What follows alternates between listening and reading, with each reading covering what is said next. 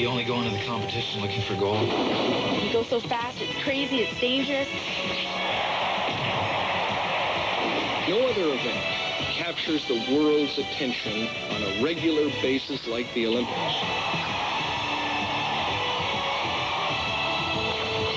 My gold medalist escaped my death. Be a part of the 1992 Olympic Winter Games on CBC. Afternoons are golden. It'll take a while to warm up, but once I get going, I can turn your topsoil till the cows come home. The Golden Girls, 5 days a week.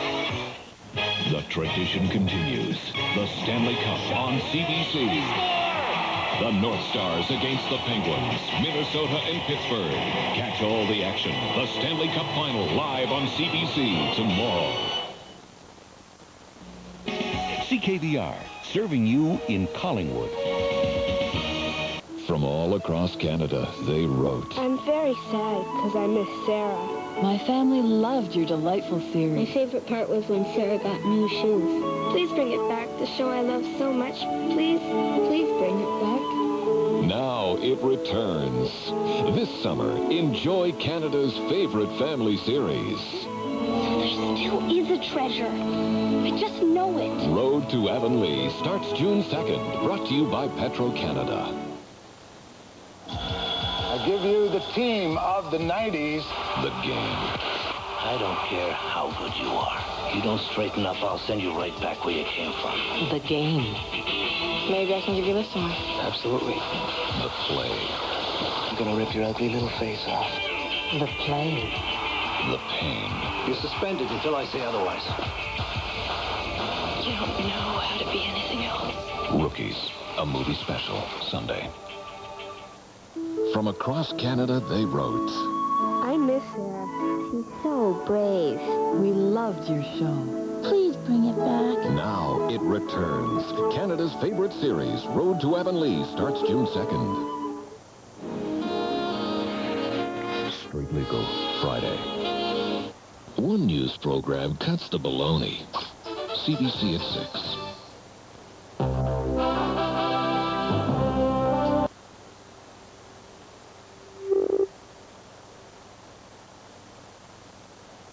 On The National, election week in the world's biggest democracy. Apologizing for a shameful past. And on The Journal, 5 years of drought versus California's big thirst. How far will Californians go to save their paradise?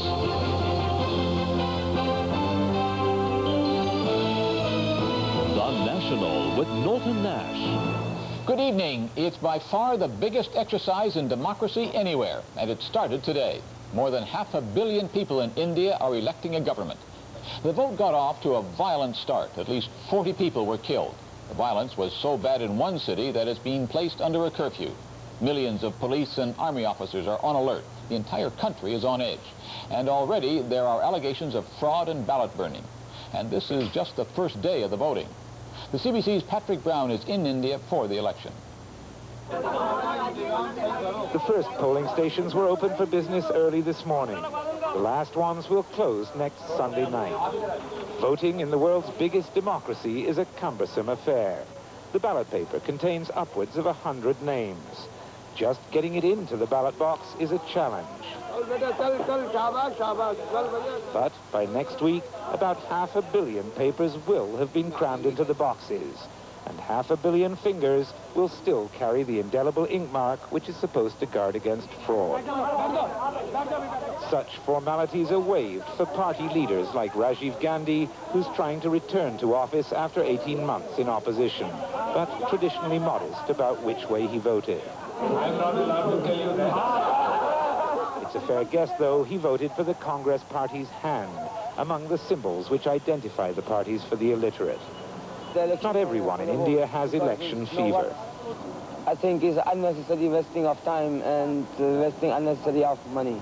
You don't think any of the parties are any good? No, they're all of them selfish, I think. The major parties are still talking of temple versus mosque, caste versus other castes. And for the first time in my life since India became independent, here I am on polling day, no intention of casting my vote. There are also those who couldn't vote. We came in the morning and we found their names are missing in the voters' list. Why is that? We don't know. We don't know. We are living here for the last 30 years. Workers from all parties complain of irregularities. Today they find their names are deleted. En bloc. En bloc.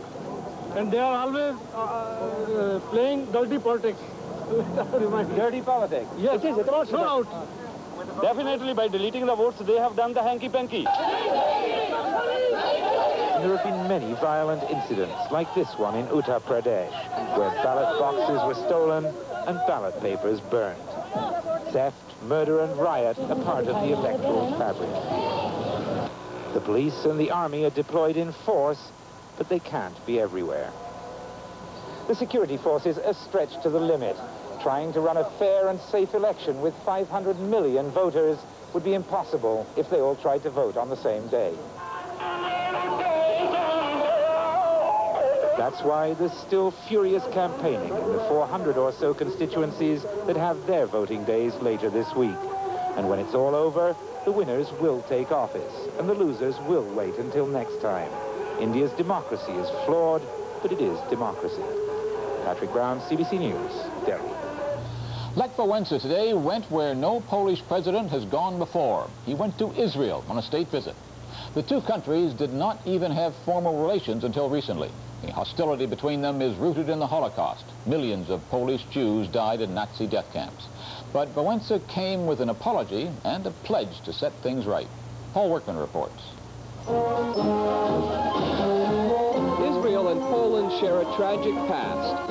The millions of Polish Jews who died in the death camps of the Holocaust.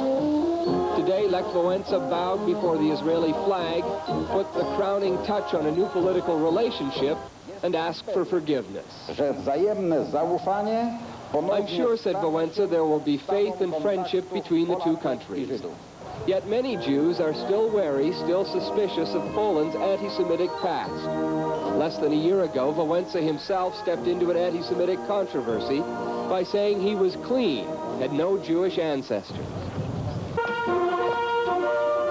Nevertheless, the Polish president was awarded an honor few foreign leaders get in Israel, an invitation to speak to the Knesset, the Israeli parliament.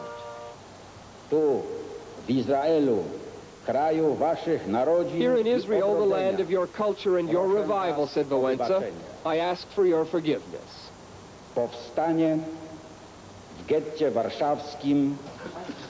Wałęsa represents a new liberated country, said Prime Minister Yitzhak Shamir, whose own parents died in Poland during the Nazi Holocaust, and who once said Poles sucked in anti-Semitism with their mother's milk. And I explained that the best move to change what it was in the past